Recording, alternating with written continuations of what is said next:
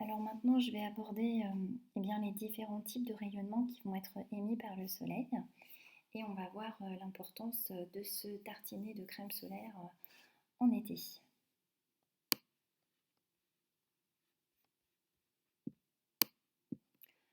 Alors, on part d'une situation et en se mettant de la crème solaire, Elisa, qu'est-ce qu'elle voit sur l'étiquette du tube? Eh bien, on lit très haute protection solaire de la peau sensible de l'enfant, résiste à l'eau, très large protection UVB, UVA. Et justement, on va se demander, mais ça correspond à quoi UVB, UVA? De quel type de rayonnement, donc de quel type de lumière une crème solaire protège-t-elle? On va s'intéresser déjà au document 1, les différents types de rayonnement sur la peau. Donc la lumière émise par le soleil contient différents types de rayonnement, donc différents types de lumière. Ces rayonnements se distinguent par leur énergie. Quand elle atteint notre peau, la lumière du soleil contient environ 5% d'ultraviolet, 40% de lumière visible et 55% d'infrarouge. Deuxième document, on te parle du danger des rayonnements ultraviolets, donc du danger de la lumière ultraviolette, lumière que tu ne peux pas voir. Plus l'énergie d'un rayonnement est élevée, plus il est dangereux. On classe les ultraviolets en 3 catégories. Les UVC, qui sont absorbés par la couche d'ozone et n'atteignent donc pas la surface de la Terre. Les UVB, qui vont causer les coups de soleil. Les UVA, qui peuvent provoquer un vieillissement prématuré de la peau. Et UVA et UVB causent les cancers de la peau. Donc on se rend compte que les rayonnements ultraviolets, donc que la lumière ultraviolette, est dangereuse.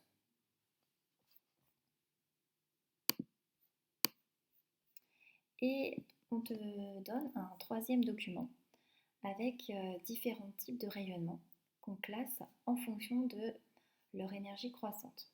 Donc, tous les types de lumière en fonction de leur énergie.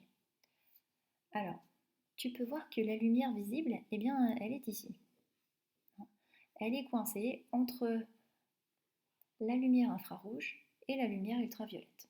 Donc, je te rappelle, la lumière visible, c'est la seule lumière que ton œil peut détecter. Toutes les autres, ton œil ne peut pas la détecter, ne peut pas la voir. Ce qui ne veut pas dire que tu ne vas pas pouvoir la sentir. Alors, la lumière qui a la plus faible énergie, ce sont les ondes radio. Les ondes radio, eh bien, on va retrouver ces ondes dans, par exemple, le GPS.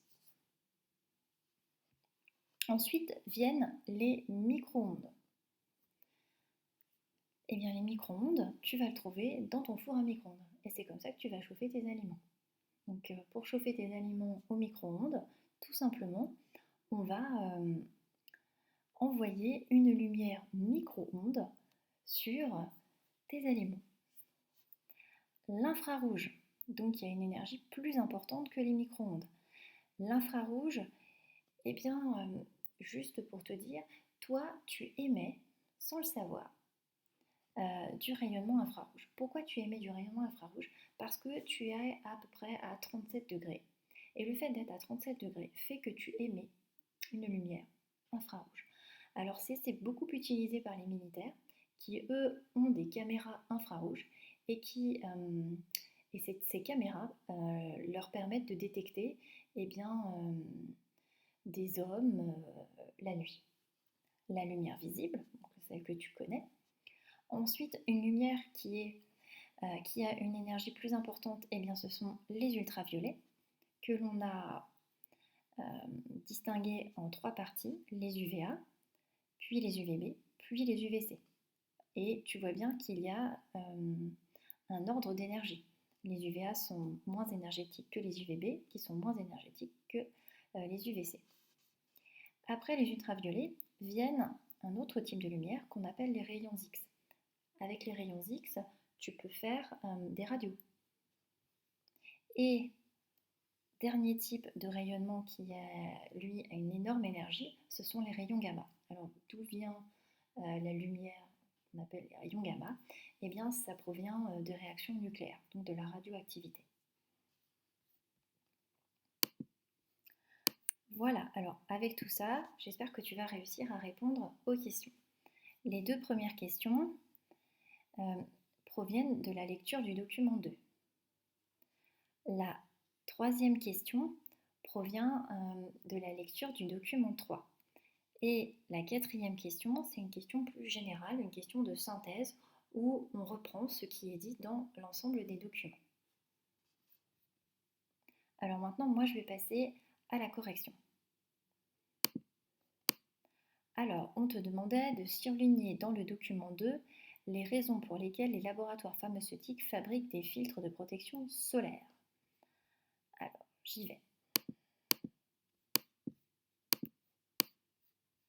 Alors, dans le document 2, pourquoi les laboratoires pharmaceutiques vont fabriquer des filtres de protection solaire? Alors, ce qu'on peut voir, les UVC sont absorbés par la couche d'ozone et n'atteignent donc pas la surface de la Terre. Donc, a priori, ce n'est pas pour les UVC.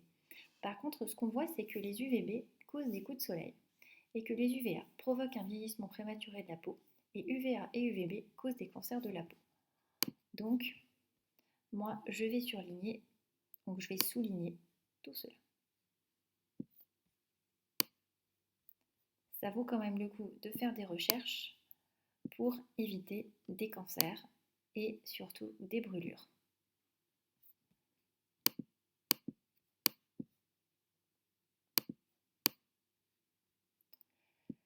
Pourquoi les filtres de protection solaire n'ont-ils pas besoin de protéger des UVC? Alors si tu as bien lu le document 2, eh bien, tu peux voir que les UVC, au fond, ils sont absorbés par l'atmosphère.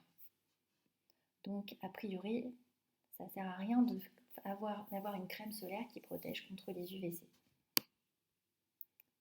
C'est ce que j'ai mis. Les UVC sont absorbés par la couche d'ozone et n'arrivent pas jusqu'à la surface de la Terre. Donc, ils ne vont pas arriver sur notre peau. Ensuite, on te demandait de cocher la bonne réponse. Les infrarouges, est-ce qu'ils ont une énergie inférieure, égale ou supérieure à celle de la lumière visible?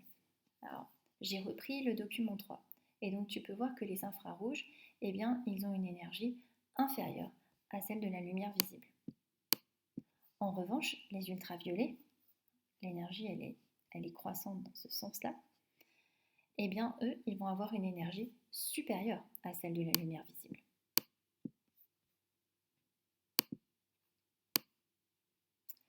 Dernière question. On te demande de conclure en expliquant pourquoi les rayonnements absorbés par la crème solaire sont plus dangereux que la lumière visible. Alors, si tu vois bien, dans l'introduction, on te dit que la crème solaire, elle permet d'absorber les UVA et les UVB. Bon. Ensuite, ce que tu apprends d'après le document 2 ou le document 3, non, d'après le document 2, c'est que les ultraviolets, eh bien, ils ont une énergie plus importante que la lumière visible. Et on te dit également que plus un rayonnement a une énergie importante, plus il peut être dangereux. Donc, moi j'ai mis que les rayonnements absorbés par la crème solaire sont les ultraviolets. Ça a été dit dans l'introduction. Or, d'après le document 3, qu'est-ce qu'on voit? On voit que les ultraviolets ont une énergie plus importante que la lumière visible. Et dans le document 2, qu'est-ce qu'on te dit? On sait que plus l'énergie d'un rayonnement est élevée, plus il est dangereux. Donc comme les ultraviolets sont plus dangereux que la lumière visible, il est donc important de mettre de la crème solaire pour se protéger des ultraviolets. Et j'ai mis et donc des brûlures. Parce qu'un coup de soleil, c'est avant tout une brûlure. En conclusion,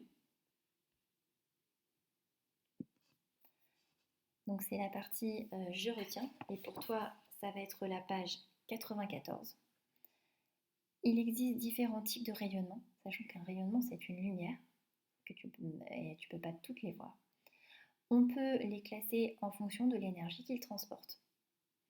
Et on a remis ici les différents rayonnements, donc les ondes radio, les micro-ondes, l'infrarouge, la lumière visible, les ultraviolets, les rayons X et les rayons gamma, avec pour chacun une application.